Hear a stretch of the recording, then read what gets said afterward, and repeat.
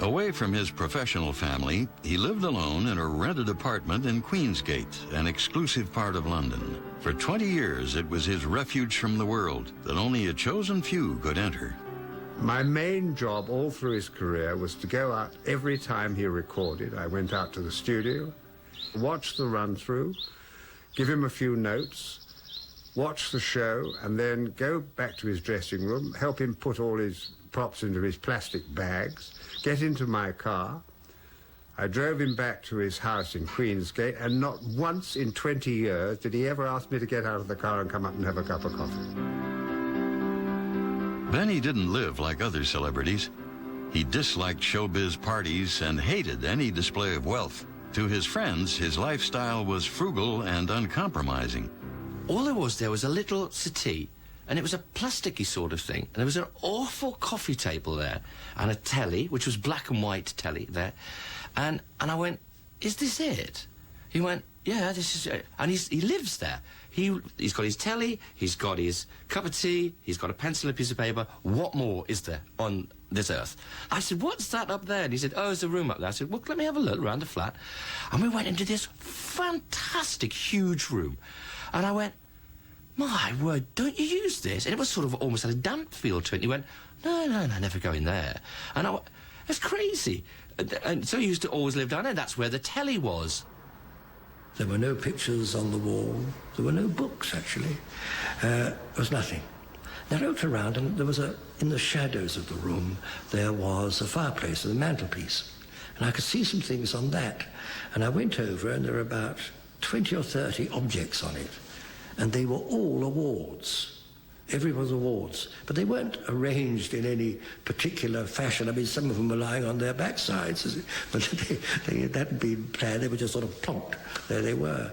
And he came into the room, and I said, thank goodness, he said, you've got a lot of awards there. He said, oh, there's a cupboard over there full of them. You see? And it really didn't mean anything to him.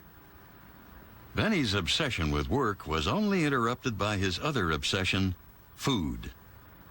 We had a dozen fish fingers each, and some peas, and a cup of coffee. Now, I like fish fingers, but I mean, this was the sort of diet he lived. I mean, it was the diet of a bachelor, of course, and this is what he ate.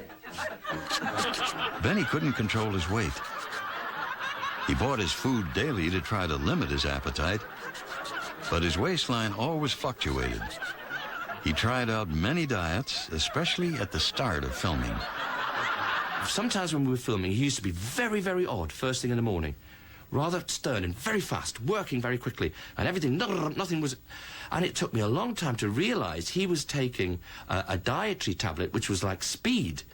And this man, this lunatic, was hurtling around, being rather stroppy, and not having breakfast, not all of that. It was to stop him eating. And then, slowly throughout the day, he'd come down to being our Ben again. Benny's youthful dream of fame and fortune had come true, but at a price. He had millions of fans and millions of dollars, and yet he remained an enigma to the world. Biography's look at Benny Hill will continue, but first, Biofeedback asks, who is the all-time greatest TV comic star? Visit biography.com and tell us what you think. If today's stock markets have you looking for the stability of a money fund, choose the one ranked #1, the Strong Investors Money Fund. Call 1-888-4STRONG. You're one call away from a strong portfolio. In hospital pharmacies, they dispense medicines that work fast. For heartburn, that's 1 minute Maalox. It goes to work on stomach acid in 1 minute. Pepcid AC could take over 45 minutes. Hospital pharmacies rely on Maalox. Shouldn't you? Count on 1 minute Maalox. Hello, Expedia.com yet again. Now, should you remember Expedia.com simply because I say so? Don't be silly. Why, we've recently been named Best Travel Site by PC World and Yahoo Internet Life. Expedia.com has been hailed as best of the web by Forbes.com, as well as Travel and Leisure. And even my own mum says Expedia.com is smashing. Not that we're letting any of that go to our heads. So remember, book your next trip at Expedia.com. How far would you go to protect your children? Yeah. Would you win it? Always low prices. Always.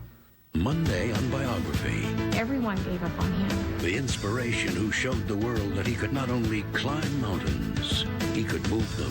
How somebody on their deathbed can come back and win the hardest sporting event in the world. Uncover this shining example of hope. Lance Armstrong on an all-new Biography. Monday on A&E. This weekend, North Carolina prices go south.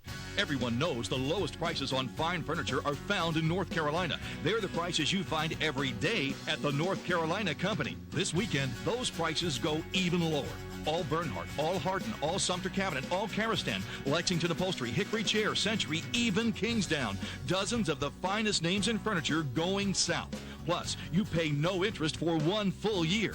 This weekend at the North Carolina Company.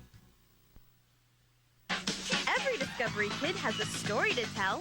On my Discovery Kids adventure, I climbed Mount Everest. What's your adventure? Step into the spotlight when Cox Communications brings local Discovery Kids on-camera additions to town. So tell us your Discovery Kids adventure, and you could win a trip to New York City on a studio adventure to be in a national television commercial where the stage is yours and you're the star. It's awesome. Pick up your audition kit at Ben & Jerry's or these other locations.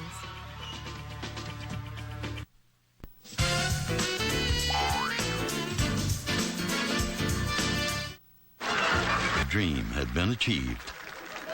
I remember his 50th birthday. He said to me, we were rehearsing, he said, you know, I'm 50. And he said, I've had a good life. He said, it's been great fun, and it's been a good life.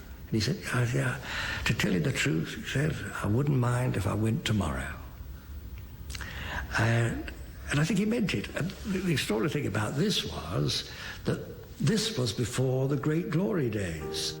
Before glory came grief. His mother, always his favorite lady, was dying. Benny nursed her until her death in February of 1976. 4 years earlier, his irascible father had also died.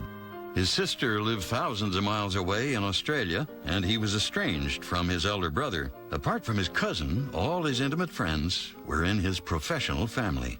As he got older, family became more important. And when 16-year-old Louise English joined the show, Benny welcomed her like a daughter. I think he loved me as much as I loved him. He didn't like me smoking a cigarette. I wasn't allowed to do that. If I had a boyfriend, he wanted to meet him. So he was actually probably more strict with me than I think my father would have been with me. The whole point about our show is that it is totally sexist, because it's completely and utterly anti-men. I mean, look at them. The little Jackie Wright, Bob Todd, Benny, Henry. I mean, the boys are back in town, aren't they? In the show, Benny always lost and the girls always won. Now that is sexist. Benny's risque humor was ridiculed by the new breed of alternative comedians who called him old-fashioned. But he felt he still knew what made people laugh. I think very often the English public did take his funny sketches the wrong way, but you've got to see them from a young boy's point of view. He was, you know, a man in his 50s. He had the mind of a 5 or a 10-year-old. He never, ever wanted to come across at all as a dirty old man or a lecherous man at all. When anybody met Benny, they were surprised at his manners. I think everyone used to go up to Benny and say, oh, hello, mate. Oh, how's the girls? Oh, nudge, nudge, wink, wink. And he'd sort of, in a suit with glasses on, and such a gentleman, they get quite a shock. Ben was like a relative to me. He was Uncle Ben. I mean, we called him Uncle Benny. He was like the sort of friendly uncle that comes and takes you out and plays with you and buys you things. He was always buying us stuff, sort of lavishing gifts on us, and always chocolate and sweets and cakes. And we did just have a great time with him. Sue Upton's children were extra lucky. Their Uncle Benny came to stay for a week each year. Taking them to the seaside and to theme parks, Benny played at having the family he had never had. He used to call me Mother, which is quite a strange thing. I don't think very, very occasionally would he actually ever call me Sue. And he'd say, come on then, Mummy, where shall we go now? Where are the littlies? And I can just imagine that that is exactly how Benny would have always been. It was just lovely to see him, to see the true Benny being a family man. Almost, I became his wife for that week, if you like. And he used to say to me, I don't think I could ever find a woman that would actually put up with me now. He said, because I'm so set in my ways. He'd like nothing more than to sit out in the garden with a couple of beers, and he'd say, this is jolly pleasant here. I can think of nothing nicer than, of course, lying on a beach in the south of France, he said, but then I wouldn't have the company, would I? At the end of his stay, Sue would drive Benny to catch the train to Felixstowe, a seaside town where another lady had his company for the following week. He had visited Phoebe King annually since the 1950s. She was confined to a wheelchair with cerebral palsy, but the two of them enjoyed the same simple pleasures. We sit there and look at the sea and talk and have a joke and a laugh. And then somebody would run up, can I have your autograph, Mr. Hill?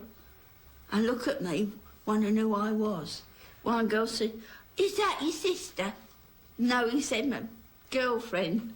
Oh, he felt homely with me.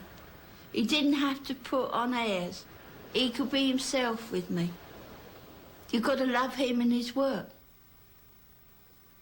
But I loved him. I loved his work and him as well, so I got on all right.